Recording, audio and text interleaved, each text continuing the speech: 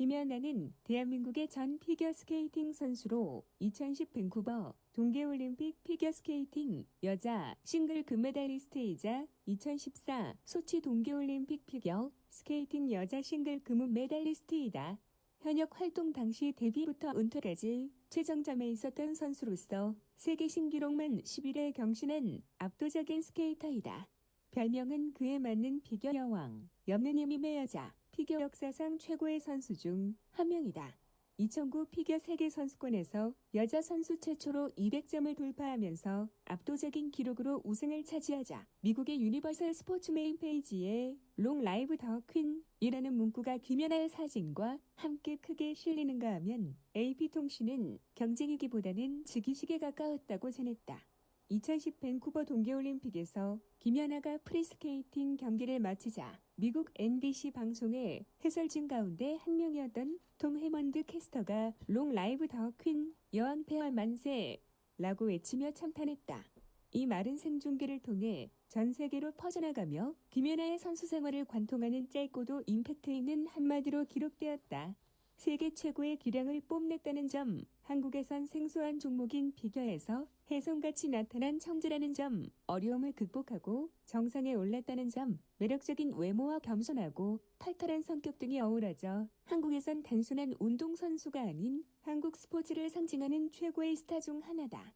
박찬호, 박지성과 같은 운동선수 선배들처럼 대한민국 스포츠 역사상 가장 많은 인기와 응원을 받았던 운동선수들 중 하나다. 한국 스포츠 역사를 뒤져봐도 국내에서 이렇게 압도적인 인기를 구사했던 운동선수는 손가락에 꼽는다. 이런 인기를 반영하듯 어릴 때는 피겨 여왕이라는 호칭과 함께 국민 여동생이라는 별명을 가지고 있었으며 은퇴한 지금도 전 세대에게서 사랑받는 셀럽 중 하나다. 별명은 피겨 여왕이며 이전 별명은 피겨 요정이다. 2008-09 시즌을 기점으로 요정에서 여왕으로 바뀌었다. 팬미팅에서 밝힌 바에 따르면 둘 다 오글거리는데 자기는 항마력이 딸려서 싫단다. 하지만 피겨 여왕은 국제적인 별명이라 본인이 싫어해도 어쩔 수 없다. 개요에 보듯 해외 방송에서 밴쿠버 대회를 대관식이라고 표현하기도 했고 구글에서 유나 퀼을 검색하면 김연아로 연동되며 방송 중계나 신문 등 외신에서 김연아에 대해 퀸이라는 호칭을 쓰는 것을 흔하게 볼 수 있고 심지어 일본 방송에서조차 김연아를 여왕의 일본식 발음인 조라고 칭하는 걸 쉽게 들을 수 있다. 2014 소치 동계올림픽 직후 구글에서 김연아를 검색할 경우 유나킴 대신 유나퀸으로 표제어가 출력되었다. 출전하는 대회란 대회는 모두 휩쓸며 빙판 위를 쓸어버리는 진정한 여왕이라고 할 수 있다.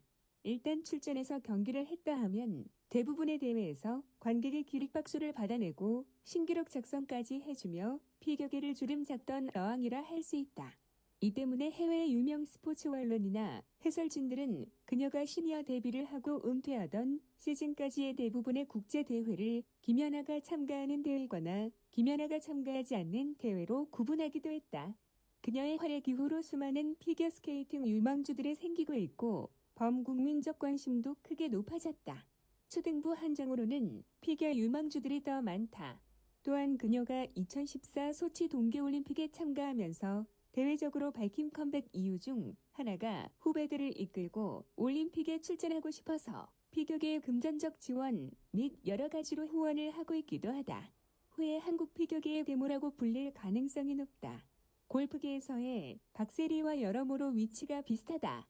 외국에서도 이전까지는 출전도 잘 못한 나라에서 어디서 이런 거물이 튀어나왔냐고 신기하게 여기는 말이 나온다. 은퇴 이후 외국 대회에서는 김연아 퀴즈가 나올 때마다 김연아가 이끌고 온 또는 물꼬를 튼 선수라고 언급된다.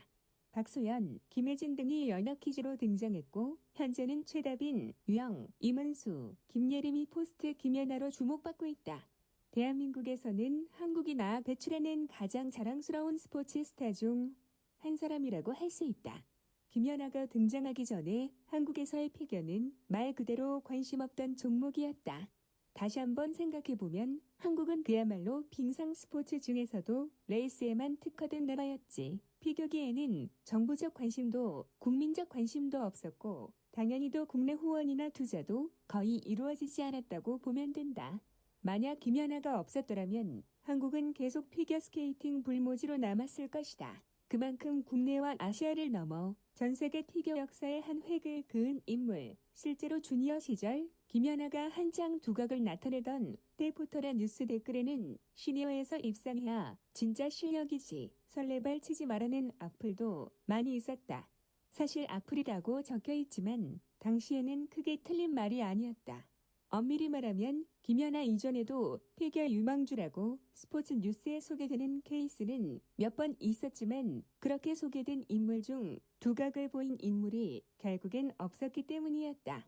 물론 그렇게 소개된 유망주들이 김연아처럼 대회를 제패하고 다니지는 않았다. 다만 그동안의 설레발 전례 때문에 생긴 부정적인 견해였다고 할 수 있다.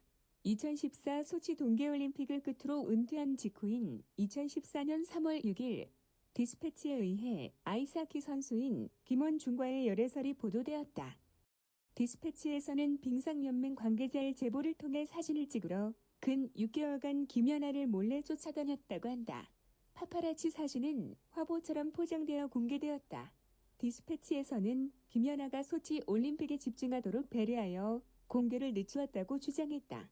올림픽 전이나 진행 중 열애설을 터뜨렸을 때 국민들의 반응을 상상해보면 당연한 처세다.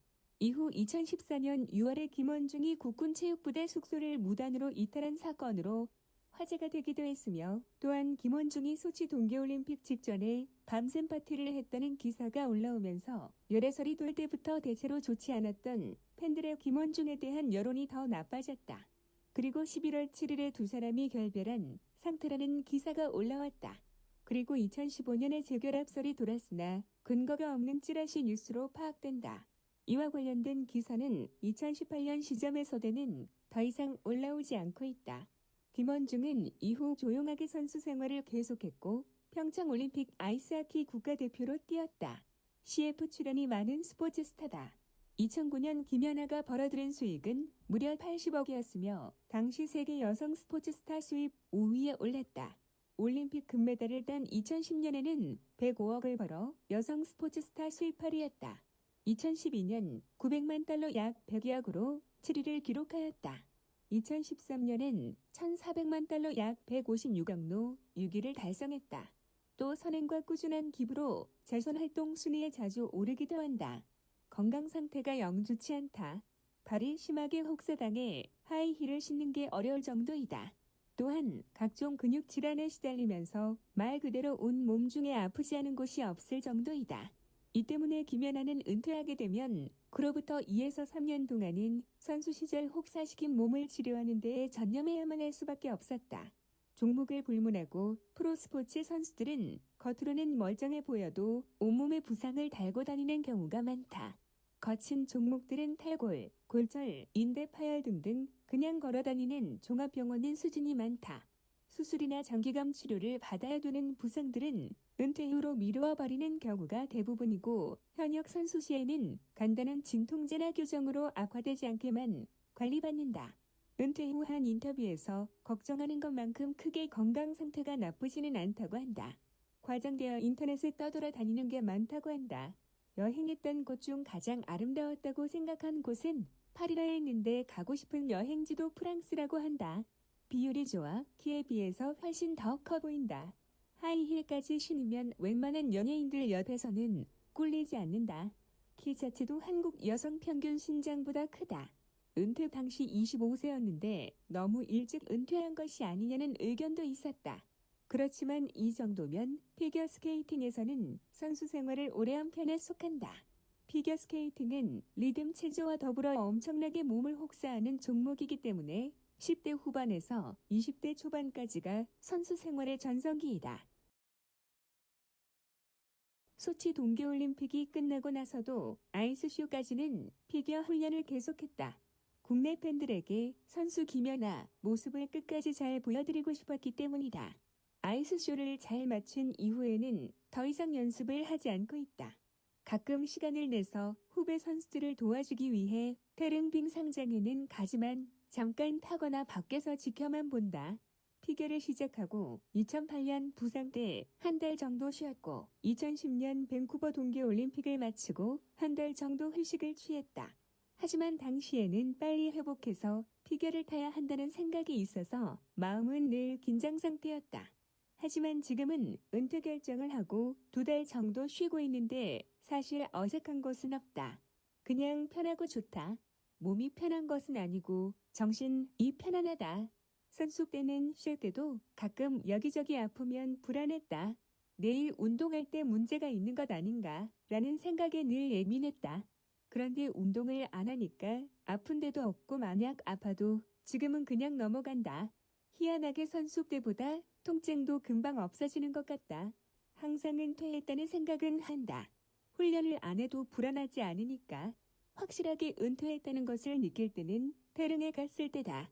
어린 후배들이 이른 아침부터 잠이 덜 깬 채로 몸을 풀고 운동하는 모습을 저는 밖에서 지켜보고 있기 때문이다. 저도 아침 일찍 훈련 있을 때에는 정말 힘들었는데 그 모습을 밖에서 보니 참 마음이 아프기도 하다. 그러면서도 한편으로는 후배들이 지금 내 모습을 보면서 얼마나 부러워할까 하는 생각이 들기도 한다. 고 말했다.